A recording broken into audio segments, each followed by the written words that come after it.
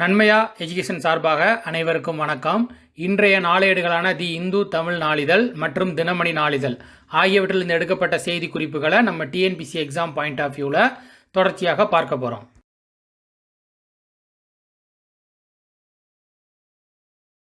முதலாவதாக சென்னல் அப்படிங்கிற நாவலை எழுதிய ஆசிரியர் மறைஞ்சிருக்காரு. அது குறித்தா பார்க்க போகிறோம். என்ன அப்படின்னு பார்த்தீங்கன்னா, இந்த நாவலை யார் எழுதியிருக்காரு அப்படின்னு பார்த்தீங்கன்னா, சோலை சுந்தர பெருமாள் அப்படிங்கிறவர் தான்.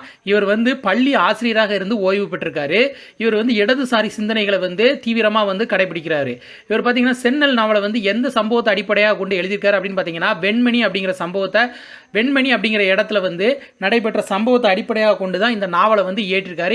இது எந்த சம்பவம் அப்படின்னு பார்த்தீங்கன்னா, மேல்தட்டு வர்க்கத்துக்கும் அடித்தட்டு வர்க்கத்துக்கும் இடையே நடைபெற்ற சில போராட்டங்களை மையப்படுத்தி தான் இந்த நாவலை இவர் இயற்றியிருக்காரு. இது போக பார்த்தீங்கன்னா, இந்த சென்னல் நாவல் பார்த்தீங்கன்னா மலையாளம், ஆங்கிலம் ஆகிய மொழிகளில் மொழிபெயர்க்கப்பட்டிருக்குது அப்படிங்கிறது சிறப்புக்குரியது. இலக்கிய துறையிலையும் மிகுந்த பாராட்டை பெற்றிருக்குது. இவர் இது போக பார்த்தீங்கன்னா பல நூட்களை எழுதியிருக்காரு.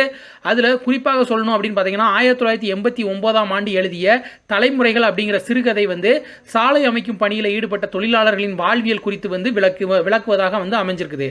மேலும் பார்த்தீங்கன்னா, மருத நிலமும் சில பட்டாம்பூச்சிகளும், தமிழ் மண்ணில் திருமணம் அப்படிங்கிற கட்டுரை தொகுப்புகளையும் எழுதியிருக்காரு. இவருடைய கவிதை தொகுப்பு பார்த்தீங்கன்னா தெற்கே ஓர் இமயம் அப்படிங்கிறது இவருடைய கவிதை தொகுப்பாக அமைஞ்சிருக்குது. பார்த்தீங்கன்னா உலக நாடக தினம், அது குறித்து தான் பார்க்க போகிறோம். என்ன அப்படின்னு பார்த்தீங்கன்னா, இந்த உலக நாடக தினம் இயல் இசை நாடக மன்றம் அப்படிங்கிறதுல தமிழக அரசின் உத்தரவுப்படி பார்த்தீங்கன்னா ஒவ்வொரு ஆண்டும் மார்ச் 27ஆம் தேதி தமிழகத்தில் சிறப்பாக கொண்டாடிட்டு இருக்காங்க. இந்த வருஷம் பார்த்தீங்கன்னா இதில் எந்தெந்த துறைகளெல்லாம் எந்தெந்த தலைப்பின் கீழ் நாடகங்கள் இயற்றலாம் அப்படின்னு பார்த்தீங்கன்னா, புராண இதிகாசங்கள், தமிழ் காப்பியங்கள், இலக்கியம், வரலாறு, சமூகம் மற்றும் நாட்டுப்புறம், மௌனம் மற்றும் இசை நாடகங்கள் போன்ற 9 வகையான புதிய நாடகங்களை மேடையேற்றம் செய்யலாம் அப்படிங்கிறது தெரிவிச்சிருக்காங்க. மேலும் பார்த்தீங்கன்னா இந்த ஆண்டு பார்த்தீங்கன்னா இன்னொரு கட்டுப்பாடு ஒன்று விதிச்சிருக்காங்க. அதாவது அரசினுடைய கோட்பாடுகள், கொள்கைகள் மற்றும் சிறப்பு திட்டங்களை விமர்சிக்கக்கூடாது. அதில் இருக்கக்கூடிய இதில் நையாண்டி பண்ணி எந்த ஒரு நாடகமும் இயற்றக்கூடாது அப்படிங்கிற கட்டுப்பாடும் விதிச்சிருக்காங்க. தேசிய செய்திகளில் பார்த்தீங்கன்னா, வேளாண் சட்டங்கள் தொடர்பாக உச்சநீதிமன்றம் குழு அமைச்சிருக்குது. அது குறித்தா பார்க்க போகிறோம். என்ன அப்படின்னு பார்த்தீங்கன்னா, வேளாண் சட்டங்கள் தொடர்பான பிரச்சனைகளுக்கு தீர்வு காணும் நோக்கில் 4 பேர் கொண்ட குழுவை உச்சநீதிமன்றம் அமைச்சிருக்குது. அதில் யாரெல்லாம் இடம் பெற்றிருக்காங்க அப்படின்னு பார்த்தீங்கன்னா, பாரதிய கிசான் யூனியனுடைய தேசிய தலைவர் பூபேந்தர் சிங் மன் அப்படிங்கிறவங்களும், சர்வதேச உணவு கொள்கை ஆராய்ச்சி மையத்துக்கான தெற்காசிய இயக்குனர் பிரமோத் குமார் ஜோஷி அப்படிங்கிறவங்களும், வேளாண் விளைபொருட்களுக்கான விலை நிர்ணய ஆணையத்தின் முன்னாள் தலைவர் அசோக் குலாடி அப்படிங்கிறவங்களும், அப்புறம் ஷேத் ஹரி சங்கடனா அப்படிங்கிற விவசாயிகள் சங்கத்தினுடைய தலைவர் அனில் கன்வெர்ட் ஆகியோர் இடம்பெறுவர் அப்படிங்கிறத உச்சநீதிமன்றம் தெரிவிச்சிருக்காங்க. தற்காலிகமாக பார்த்தீங்கன்னா இந்த வேளாண் சட்டங்களுக்கு தடையும் விதிச்சிருக்காங்க.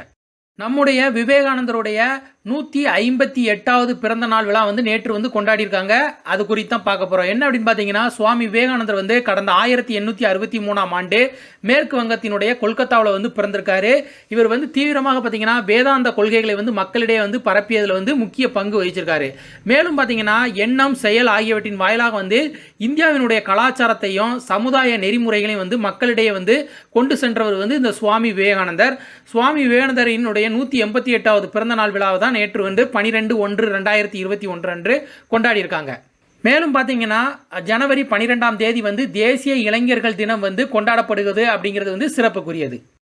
பார்த்தீங்கன்னா நம்ம சுற்றுச்சூழலுக்கு உகந்த இயற்கை பெயிண்ட்டை காதியில் அறிமுகப்படுத்தியிருக்காங்க. அது குறித்தா பார்க்க போகிறோம். என்ன அப்படின்னு பார்த்தீங்கன்னா, சுற்றுச்சூழலுக்கு உகந்த நச்சுத்தன்மை இல்லாத பாக்டீரியா எதிர்ப்பு திறன் கொண்ட பெயிண்ட்டை காதி கிராம தொழில் ஆணையம் வெளியிட்டிருக்காங்க.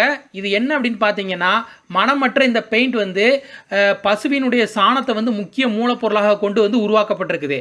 மேலும் இந்த பெயிண்டில் பார்த்தீங்கன்னா காரியம், பாதரசம், குரோமியம், ஆர்சனிக்கம், காட்மியம் போன்ற உலோகங்கள் எதுவும் இல்லாத வகையில் இந்த பெயிண்ட்டை தயாரிச்சிருக்காங்க.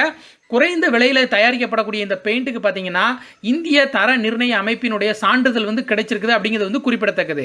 மேலும் பார்த்தீங்கன்னா எதிர்காலத்தில் காதி இயற்கை பெயிண்டின் சந்தை மதிப்பு பார்த்தீங்கன்னா ரூபாய் 6000 கோடியாக உயரும் அப்படிங்கிறத தெரிவிச்சிருக்காங்க. இயற்கை பெயிண்ட் தயாரிப்பு திட்டமானது பார்த்தீங்கன்னா காதி கிராம தொழில் ஆணையத்தின் ஆண்டு விற்று கொள்முதலை பார்த்தீங்கன்னா அடுத்த 5 ஆண்டுகளில் 80,000 கோடியிலிருந்து 5 லட்சம் கோடியாக உயரும் அப்படிங்கிறதையும் தெரிவிச்சிருக்காங்க. உலக செய்திகளில் பார்த்தீங்கன்னா ஐநா தலைமை பொறுப்புக்கு தற்போது இருக்கக்கூடிய தலைவரான அன்டோனியோ குட்ரஸ் வந்து 2வது முறையாக போட்டியிட இருக்காரு.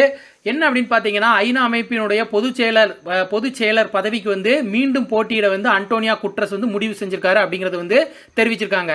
இந்த விருப்பம் குறித்து அவர் யார்கிட்ட தெரிவிச்சிருக்காரு அப்படின்னு பார்த்தீங்கன்னா, ஐநா பொதுச்சபை தலைவர் வோல்கன் போஸ்கிர் அப்படிங்கிறவர்கிட்ட தெரிவிச்சிருக்காரு.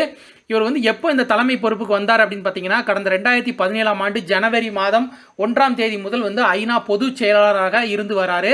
குட்ரஸ் பதவி காலம் பார்த்தீங்கன்னா வரக்கூடிய டிசம்பர் 31ஆம் தேதி நிறைவடைகிறது அப்படிங்கிறது வந்து குறிப்பிடத்தக்கது.